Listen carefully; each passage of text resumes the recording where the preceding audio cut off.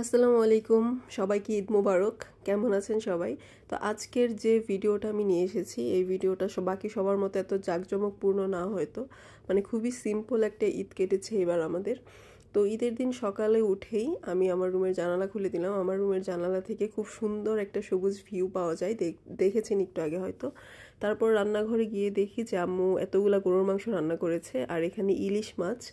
তো ইলিশ মাছ করার একটা রিজন হচ্ছে, আমি ছোটবেলা থেকে দেখে এসেছি যে প্রত্যেক ঈদে, সেটা রোজার ঈদ হোক কিংবা কুরবানির ঈদ হোক, আমার আব্বু ইলিশ মাছ দিয়ে খিচুড়ি খেতে অনেক পছন্দ করে।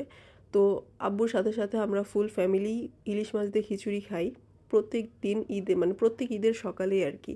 তো আব্বু নামাজে যাওয়ার আগে এই খাওয়া দাওয়াটা কমপ্লিট করে, আর নামাজ থেকে এসে বাকি খাবারগুলো খায় আর কি।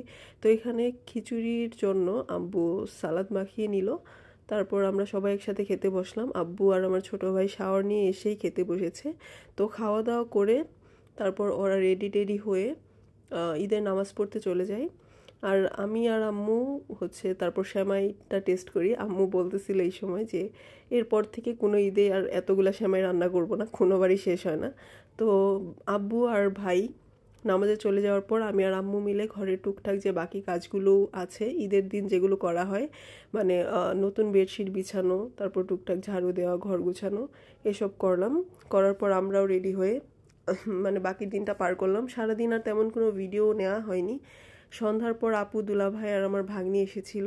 তো ওরা খাওয়া দাওয়া করলো। খাওয়া দাওয়া করার পর আমার দুলাভাই বলল যে তোদেরকে নিয়ে এখন চল বটতলা যাই। বটতলা হচ্ছে আমাদের টাঙ্গাইলের একটা এলাকা। বটতলার বাথুলিতে অনেক সুন্দর সুন্দর আর মজার নাকি চা পাওয়া যায়। তো আমরা সবাই মিলে ওখানে গেলাম, চাটা খেলাম, অনেক মজা করলাম। আসার সময় আপু নুডলসও কিনে এনেছিল, যে মানে বাড়িতে গিয়ে আমাদের সবাইকে নুডলস খাওয়াবে। আর আমার ভাগ্নির আবদারে আইসক্রিমও খাওয়া হয়ে গিয়েছিল। তো এটাই ছিল অনেক খুবই সিম্পল একটা ঈদ আমাদের। আর এই ভিডিওটাও খুব আহামরি কিছু নেই দেখার মতো, কিন্তু যেহেতু ভিডিওটা করেছি, আর আম্মু আম্মু আমাকে বারবার তাগাদা দেয় আসলে যে ভিডিও কর, ভিডিও ছাড়। যেহেতু আমি টাঙ্গাইলে থেকে পড়াশোনা করি, তো আম্মুর কাছ থেকে দূরে থাকে, আম্মু এই ভিডিওগুলো দেখে আর অনেক পছন্দ করে। তো সেই যাই হোক, এইটুকুই ছিল ভিডিও। তো সবাই ভালো থাকবেন, সুস্থ থাকবেন, আমার আম্মা আব্বুর জন্য অনেক দোয়া করবেন। আর আল্লাহ হাফেজ।